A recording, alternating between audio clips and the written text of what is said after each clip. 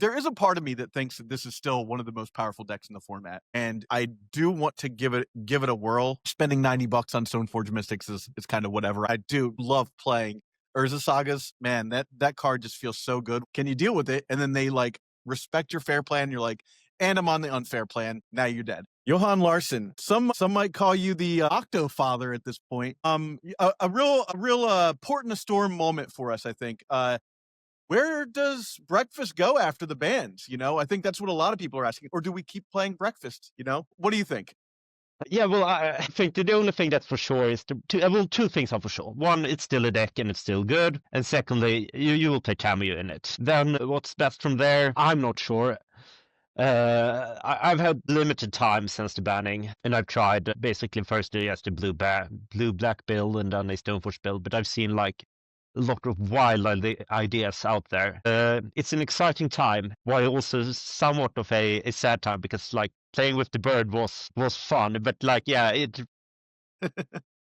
time was up. Yeah. Yeah, I can't say that I disagree with banning it. I think that some other stuff maybe should have gotten banned too, but I saw the writing on the wall with that deck, and I was like, I'm going to play it while I can. I do think that, you know, I'm in decision now because, you know, that was easy mode. You know, like you put Nadu down and people just go, oh, okay, that's it for me. You just drew 8 cards. The game is over. Now it seems like you really have to, you're going to need to grind out a win. So there's a couple paths to that. Stoneforge Mystic seems to be something you've gravitated towards. Yeah, it was the because I've played Breakfast for now I think almost 2 or 3 years, 3 years probably, and I started with like Baleful Strix's build, and then Bowmaster came, and then Stoneforge, and then I like the year before the printing of Nadu in Modern Horizons, I played around with different Stoneforge builds. Have you tried Staff of the Storyteller? No, well, very limited capacity, like a few leagues online, but never seriously. Yeah. That's a card that I really gravitate towards because one, I like drawing cards, but the deck does make a portion of tokens by itself with the Urza Sagas, and I've always wondered if that's a viable place. But with Bowmasters, it seems like yeah, that was the printing of Bowmasters which hindered that, as well as the Baleful Strix. But I feel like there are a few fun ideas with that might include Staff of the Storyteller, because Staff of the Storyteller, it is some people say it's kind of good with Bowmaster, but that I in a Breakfast sense disagree with, because it makes the mana very, very shaky, because Staff of the Storyteller is intense in white, and then playing a black card is tough. But there is another card that combos very well with Staff of the Storyteller, and that is Voice of Victory. Okay. Which makes tokens. Okay, I was thinking I was going to go with Kaito as another card that you could kind of like use with Staff of the Storyteller. Getting that token. Yeah, I think Kaito is still also a good idea, like a direction I want to try out a bit more. But I'm like my thing with Breakfast as a like general rule is I want to make the mana as good as possible. Like the birds stretch the mana to be very bad. It was the main weakness of the deck previously. Now it is not fantastic, but much better, depending on how you build it. No matter which lane I want to go down, I want to make sure that the mana is not too stretched. But I'm not anti-playing black cards, but then I think like playing Staff plus black cards is a bit tough, because Staff is so heavy in white mana. Finding the right high-end cards for Legacy, Vintage, Pre-Modern, or Old School Magic can be challenging. That's where friends 3-for-1 Trading come in. 3-for-1 Trading is one of Europe's top Magic the Gathering retailers with an incredible selection of premium singles, sealed product, and even full sets, all available with free, fast, and secure worldwide shipping. They add fresh inventory every Wednesday with weekly deals and discounts. So whether you're hunting for that elusive piece of power, a legacy staple, or something spicy for your collection, they've got you covered. First high-end orders over $500 or 500 euros, use the code EDFREE to get free worldwide shipping. Check them out now at the number 3, the number 4, the number 1.gg/ED. That link takes you right to the shop and helps support the channel. Huge thanks to 3-for-1 Trading for supporting the Legacy community. Now back to the show. Yeah. I see, in one of your recent builds, of course, you're back on black with Cabal Therapy, and I mean, Dread Return's in the deck, but Cabal Therapy seems to be the card to go to for black. And that I assume that is why we're back to 3 Narcomoebas over the 2 Narcomoebas. Yeah, absolutely. And that is actually a change that feels really nice when coming off. You don't have to worry about drawing an Narcomoeba or drawing the Dread Return as much. Yeah. And hardcasting Dread Return is against the decks that don't have Wastelands, not too uncommon now. Okay. Yeah, I guess that is a situation where you can be in where you're just like, yeah, I drew the Dread Return, but it doesn't like mean I have to draw a Brainstorm to win this game. Yeah, or just hit them with the beats. Now you can actually hardcast it. Yeah. But my thinking with Kaito as a lane for this deck is to then you go heavily into black and play Bowmaster, and then use Narcomoeba, because Narcomoeba, as I think Extortion on this podcast, or I don't know, some people have talked about it. No one will use a removal spell on a Narcomoeba. The thing about that's a strength of having a like broad range of versions of a deck, is that people don't know what to expect. So like if some people play Kaito, it will be a huge benefit for everyone on Breakfast, because it will make opponent sometimes feel pressure to use a removal spell on the Narcomoeba. Yeah, you can't, especially if you can't afford to have a Kaito on the board, you're gonna have to be like, God, I gotta waste this removal spell on a Narcomoeba. And if you're not playing that's gonna feel amazing, because they basically tried to counter a spell you didn't have in your hand, right? Yeah, but that is for sure something I would like to play with more in the precious short time now before 2 weeks left.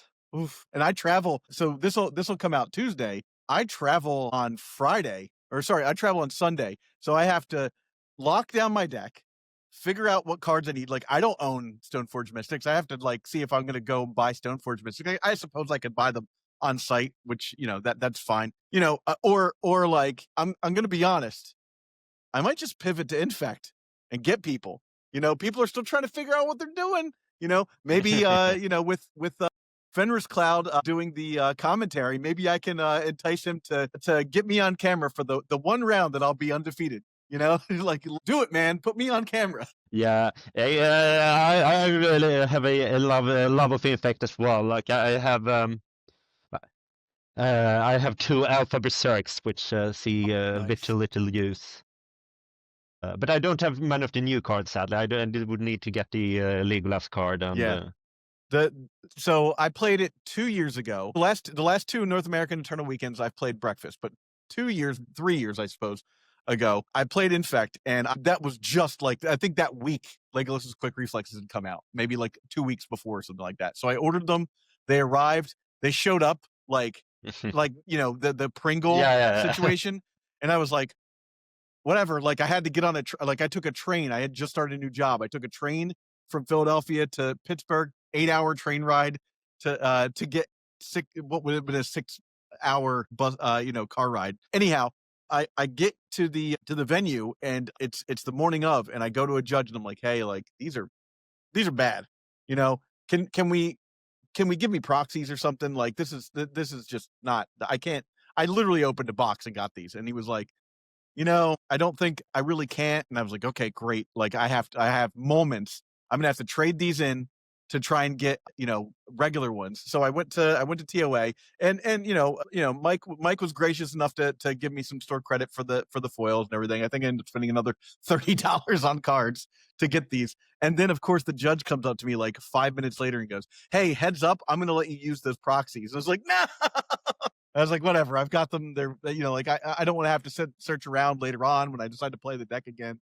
I have flat ones now, and that's fine. But that card is dumb, man. Like, sometimes people just sit there. I lost it in the first round of North American Eternal Weekend to Infect, and I was like, I knew everything that was in that dude's hand. I knew about him, but I couldn't. You just can't answer Legolas's Quick Reflexes sometimes. Yeah, no, sometimes you just can't. Yeah, but I have a similar thing. Like, I might pivot to play some of the green post or blue post or something if I'm not super satisfied with whatever I can cook up with Breakfast.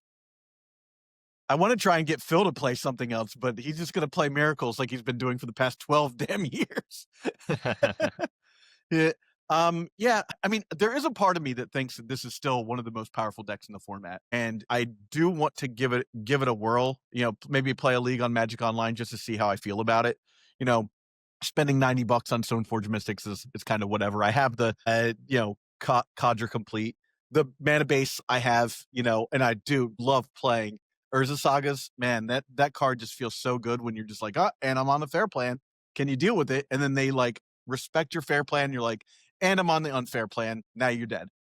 Yeah, I mean, there's something about that deck, One of the lines which I love with Stoneforge Mystic is to go turn 2 Stoneforge, get the Shuko when you have the Caldera in hand. The opponent is super scared. Oh, he's going to combo me next turn. They can't use the removal spell on this Stoneforge, and then you just hit him with the Caldera. Yeah, but I just want to shout out a few more like ideas of how to build a deck, which I've seen around. And one is a really insane build from Matt, I think Singer Zero on Magic Online, with this is a 5-0, so if listeners can look it up or can look it, but it's like a painter breakfast hybrid. Ooh. So it's breakfast with some ancient tombs, some painter servants, and then Grindstone or two to find out the saga, and stock ups as well to really leverage the ancient tombs. Truly wild deck. I think there's something to having ancient tombs in and stock ups in the deck. Like it is. Ancient tomb is one of the most powerful cards in Legacy. Yeah. If you can use it, there's probably something to it. Yeah, and stock up. Like if you have a 2-card combo. Nothing feels better than being like, and I now have the 2-card combo. Yeah, and then we have a Penny Farm with another wild build. It's a Felia Riddler breakfast. Whoa. So it's 3 Felias and I think 3 Riddlers mashed in the. That's too galaxy brain for me, man. I can't do all that bouncing stuff in and out of the battlefield, and it's like I just want to do the dumbest possible thing. That's why I'm like, part of me is like, I just should do Infect. I just want to be the guy who goes, I'm turning this sideways. Do you have it or not? Yeah, but that breakfast build is also like the Felia Riddler package is obviously very powerful. But like some ideas I've heard around that is like Ephemerate is actually pretty sick in breakfast. Like if people are playing a bunch of consigns and stuff, having Ephemerate for your Riddler or for your fastest Oracle. Man. In times of financial uncertainty, how can you stay on track? Call someone who's invested in your success. Nick Ropp, your Edward Jones financial advisor and certified financial planner, is here to help you. He will work to build a complete picture of your financial life, including your unique goals and passions, so he can help you achieve what's most important to you. Call Nick Ropp at 314-377-9524 or email nicholas.ropp@edwardjones.com to schedule an appointment today. That's 314-377-9524 or email nicholas@edwardjones.com. Edward Jones member, SIPC. It's kind of a cool way around. Yeah, Ephemerate for Thassa's Oracle is actually kind of hilarious because that basically is like I have 3 chances, right? Like you do it, you're like, oh, they got a consign. You're like, okay, I'll Ephemerate my guy, pass, and then it happens again, and then it happens again. Like, get out of here. No one was sick coming. Yeah, that's actually pretty awesome. Because like, how many? Like, do you have 3 pieces? You have 3 pieces of removal. Like, do you have three ways to stop this combo? Like, that's a lot for people to deal with. Yeah, but like I think having a 60-card deck and having all that, I think if you build with Yorion, you can. I think if you want to really maximize the Felia thing, I think you need to kind of have Yorion in the deck as well if you're going to still be a breakfast deck. Because Yorion also combos with like having a Caracas, having a bunch of bounce things. The Yurion's another tough one for me because half the time I forget I'm just like, I have an 80-card deck. And then I don't ever use I go through an entire tournament and I'm like, there were a lot of times I had 3 mana that I could have just tapped and put this card in my hand. I never did. Yeah, I'm a somewhat of a Yorion hater, at least in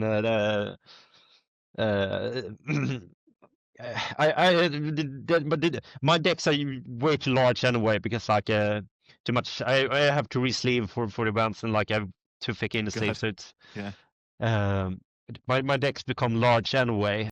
And having an 80 card deck in that case is Yeah, no. And then Prefer you not know, to. what are you doing with your extra sleeves? And it becomes a whole thing, right? Like for me, it's like every 5 things of sleeves, I get a new like deck that I can put together. And then all of a sudden I'm like, oh, this one only came with 99 or 104. But yeah, Yurion is tough for me because I always want to have more cards in my deck. But I know that's like, you know, traditional Magic knowledge tells you don't ever do that. Like, don't play 61 cards, you know, unless you're a Goblins player for some reason. Or yeah, but I just want to like the argument for people use for Yorion is like it actually increases the amount of good cards in the deck because you have some duds like Narcomoebas and Oracle and Dreaded. But I kind of don't agree, and especially now because if you put Tamio in your deck and have Brainstorm, like Brainstorm is the best card in your deck by so much that you want to draw them all the time. So like, and the other cards like Narcomoeba, yeah, sure, it's sometimes bad, but like I think it's gets a somewhat of a bad rap. Like a 1/1 for 2 is actually pretty good in this deck because one, it can block Delver, you can sack it for Cabal Therapy, a hard cost it and sack it. I mean, like the fair way, not just in combo. You can do stuff like get Kaito in, and most importantly, it's often your number 1 pitch to force card. Yeah. Also, yeah, when you talk about the block Delver, you can block and kill Delver if you have a Shuko in play, right? Like that's a very common thing to have happen. Be like, okay, I'm just gonna like pick off a blocker. Or if you happen to have 2 or like 1 core in that, you're like, I'll attack and then I'll re-equip the other one, and you're just like kind of holding off your opponent from coming in with something that's like for them more important than your 1/1s. Yeah, that's one thing I love about Breakfast and always has. Like it very very often gets into scrappy combat games, and that is my play style. Like that's why I love Stoneforge. That's why I loved Build for Strix, because those play to the board and those plays very well into like a scrappy combat game. Yeah. The other thing about this deck on top of that is I think that a lot of people don't read all the text on all of the cards, right? Look at Cephalid Illusionist. How many times have I been like, my opponent's going to attack me with Atraxa. I'll fog the Atraxa with my Illusionist. They're like, what does it do? And I'm like, yeah, I just like, it's fog. Like it just stops all the damage that's dealt to it and dealt by it. And they're like, what? Or like, you know, somewhat recently I had out what was it? Core Nomad and a construct token, and I went to play Nadu, and my opponent goes, Masters targeting your core, and I'm like, I'll have it shoot the token, and they just scooped. They were just like, I could tell that was like a rage scoop. They were just like, I didn't even know you could do that, right? Like, yeah. But one of the level even more fun of things is, for example, with Color Complete, then you can redirect infinite damage to the Color Complete because it's indestructible. Sick. So that's a good thing to keep in mind. And when you have Illusionist plus Nomad and for some reason cannot combo, and just do combat stuff, if you prevent damage with do the Illusionist activation, you have one creature that can't deal or take damage, but the Nomad can still deal damage, and you can redirect damage to the the other creature. Yeah, that's a good call. It's something I've never really thought, because it doesn't come up often, but that's no. That's rare, but it has come up for me, so it's a good thing to keep in mind. I've even had situations where there was a guy who had out Karn against me, and I had Illusionist, and that was it. And I was like, oh man, he's got guys on the ground to block. He put his Karn down to 1, and he goes to get the Mycosynth Lattice, and he puts it onto the stack, and I'm like, I'll target my Illusionist, pray to God I hit an Narcomoeba, and I did. And I was able to like swing in and get the Karn off the board, and I got to keep playing. I ended up winning, but like I kept playing the game. I was like, yeah, it felt like I won the lottery, you know? But there's all these nice little tricks. That's one of the things I really like about the deck, is the more you learn the deck, the more these little things come up that you can really maneuver around people with, that it just puts people into a situation where if you're the perfect legacy situation for me is if you're more knowledgeable about your deck and the other decks in the format, you're rewarded. And I think we've moved away from that in the past 2 or 3 years, where like it's the 1/2, like I have a reanimate, I drew 7 cards and you lost the game. You know, there wasn't a whole lot you could do with those little idiosyncrasies. But now we're moving back to where the failure rate, the like chance that you can like stumble a little bit has increased a little bit, just enough that like skill level actually matters again. Yeah, for sure. I think there's something to that. I think you oversimplify. I think it mattered really deeply before, even during reanimated things, but perhaps a bit less, I guess, than now. And the thing is, like, I think one of the things now is that it's somewhat of an open, or at least half open format, which rewards, like, that's more a metagame thing, like reading the metagame or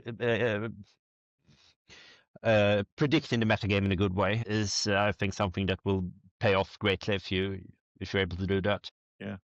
One of the things I've been saying, you know, and we weren't sure if we were going to get a ban or not, but this is my greatest like percent chance of doing well is when a big change happens and there's a tournament right after. Before everything's established, I sometimes, not all the time, but sometimes I can find a hole and just ride that like and do well. Like I was able to do that in standard, like during like Dragons of Dark here, and like got into a Pro Tour qualifier, you know, like, and I was, you know, especially right after a set used to drop for limited, and then there was a Grand Prix locally, and I'd go to the Grand Prix and I'd be out of day 2 of the Grand Prix relatively easily because no one had been getting in those reps for sealed with that up until like a week before. So I just sit down, jam like 7 or 8 match and be like, okay, here's what the good decks look like. I'm going to try and do this. So I'm really hoping that I can find that window and sort of exploit that. Yeah, for me, I'm a bit because I'm not the best brewer, never have been. I'm more of a find the line kind of player rather than build a deck kind of player. I'm pretty good at, like, if I have a picture of the metagame in my head, I'm pretty good at tuning the sideboard cards in the main deck for that metagame. But I'm not a great like deck builder. Like when Nadu came out, yeah, sure, I and everyone else knew it would be good in Breakfast, but I was not the one who built the best Breakfast decks with Nadu in the beginning. Hey, not all pilots have to be mechanics, you know. They didn't. My grandpa was in the Air Force. He was always like, you know, the best pilots are not mechanics, you know. Eternal Dirtles is proud to be sponsored by Moxfield. Moxfield is the best Magic the Gathering deck building website on the internet. You can create, share, and find decks from Commander to Legacy and even fan-supported formats like Pre-Modern and Old School. You can see all of our decks on our Moxfield. Follow the links below to stay tuned. But let's pivot for a second. This is my first Eternal weekend in Europe. What should I know? What should I know walking in? Like, I think mostly it's kind of similar to... I've been to 2 Eternal Weekends in Europe and 1 in the US. And, like, the general thing, it's kind of similar. Like, it's an event hall with events. We're playing Magic. There are vendors, there are artists. I guess the difference... Sorry. Have you done events with Four Seasons before? Yeah, I've been at Four Seasons once, and they're great organizers. So I'm really hyped for that part. But like a few differences is like one, there are more Europeans there, which means there are more people. More scarves. Yes, for sure. Perhaps a bit less English. More people smoking outside the venue. Which now when it's well, it's in Italy, not Prague, so it's a bit warmer probably than it has been before. But like, you just wanted to get out and get some air, and like you stand in the cloud of smoke all of a sudden. Like, yeah, I did. This is like 2012 Grand Prix Lisbon for Return of Ravnica sealed deck, and that was the one thing I did notice is there was not a language barrier. Most people, you know, Magic is kind of a universal language to begin with. So like if you just turn something sideways and point at somebody or point at their planeswalker, they're like, I get what's going on here. But the one thing I did notice was everyone had a scarf on. I'm like, God, I gotta get a scarf. Yeah. But the language barrier that kind of can be a thing. It's like there are going to be more people with foreign cards. Perhaps not foreign in Europe because they might be from...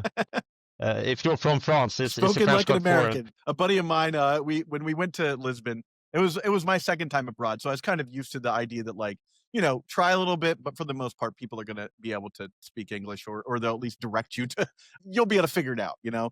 And so I would walk into a place, you know, I'd say hello in Portuguese, and then they'd be like, "You're American," and I'd be like, "Yep." And then I'd just start talking to them. And my buddy said to me, because it was his first time abroad. He's like, dude, you just walk into place and go, how much in dollars? But like, once you kind of figure it out and you're not being rude to people, that's the main thing is like, just everyone give everyone a little bit of grace. And even in France, we're like, oh God, like that's the big American like scare is like, I'm going to go to France and ask for something and everyone's going to be rude to me. People were pretty damn nice in France, actually. I've done Italy a few times. I've been to Florence and Milan and Venice a couple of times.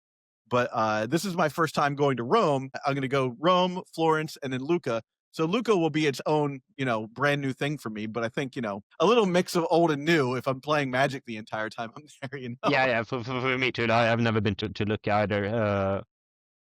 But I'm looking forward to it, and forward to we were quite a few people coming from Stockholm, so it's going to be real nice. You got the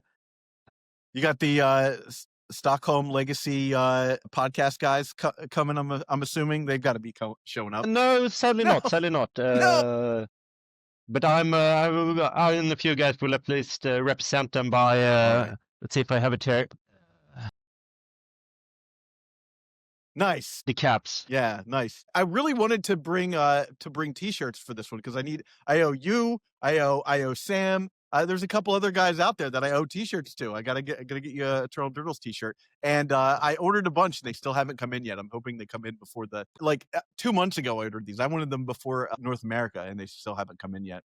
I am talking with somebody about distribution soon, so we'll see how that works out. I really wanted to be able to be like, here, like physically hand you a t-shirt because mailing them is a bit of a pain in the ass. Yeah, it's going to be real fun. But like a question about your deck thing, are you going to lock in your deck before you go? So like, basically, I think there's just so much that I'm dealing with beyond that, and we've got you may or may not know we started another channel for sorcery, the contested realm, so a brand new channel for that, and we're working with the that company to make some content, and so I'm making like 7 episodes a week now, and we're doing gameplay content for these guys, like paper gameplay content, which is a lot of editing. I just finished the editing for that. It was 4 hours post-production just for like the first pass. So I'm already pushing myself to like the absolute limits of like what I can do for hobby and work life. And I'm like, I just need to simplify this,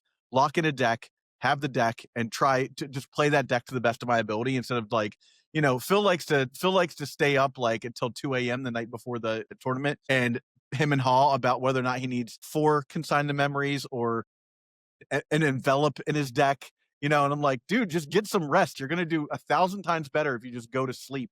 So for me, I like to lock my deck in beforehand. I might bring like, I was telling Eric, I'm going to probably bring like 3 of these guys full of like sideboard cards and stuff like that, just to like see if I want to pivot here or there. But I'm going to be like, here's my deck. This is one of these is going to be my deck. Another one is going to be like sorcery cards to mess around with Phil.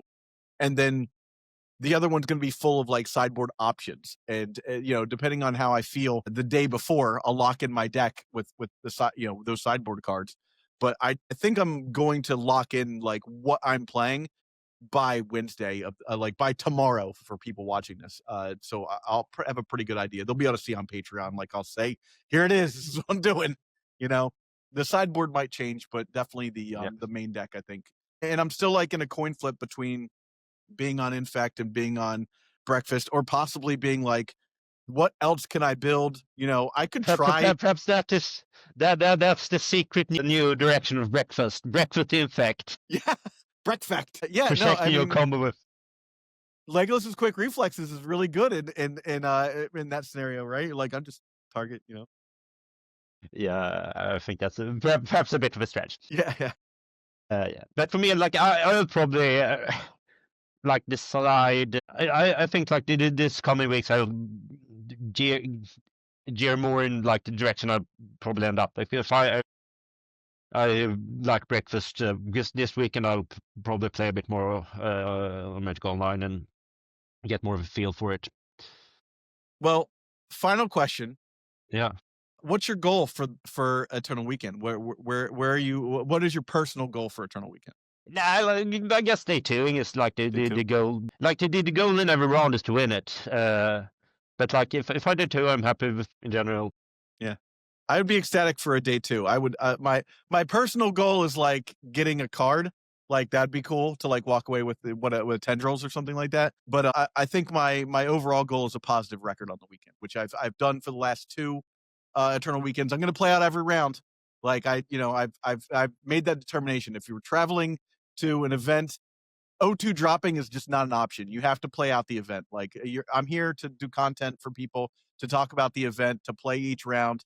And I think the very least I can do for people that are like watching us and giving a crap about whether or not we even went is to play out every round. So that's the one thing that I kind of preach is like I'm gonna make through what is it, 7 rounds in the first day or 9 rounds in the first day. I'm gonna make it through those 9 rounds, and from there, that the three different goals, right? I've got like play it all out. It'd be nice to have a positive record. A day 2 would be excellent. I think that's where I'm at. Yeah, that's sounds like a good mindset. Yeah. For me, it's like just have fun. Yeah, sure. Like I like winning at Magic. Yeah. I also like defend the crown, having man. beers and having good food. So it's exactly, yeah. I did decide that like those 4 days I'm gonna deal with the game, right? Like I'm taking a 2-week vacation. I'm gonna have plenty of food, plenty of wine, in between then and there. But I'm gonna do my level best to make sure that I'm present for Magic the Gathering and not hungover. At least maybe Sunday I'll be hungover, depending on whether or not I did. Yeah, the thing for me, like I feel like I play at my best when I'm slightly in some combination of hungover, tired, hungry, and like having a caffeine withdrawal. Yeah, when the fight or flight really kicks in. Not too much fighter. Yeah. But like slightly. But I never thirsty. Like drink plenty of water during the event. That's a extortion special, which has worked for me very well. But yeah, I don't know. I just if I overthink the decisions too much, it's bad for me. And if I just go with instinct, it works, and that's why I feel the work.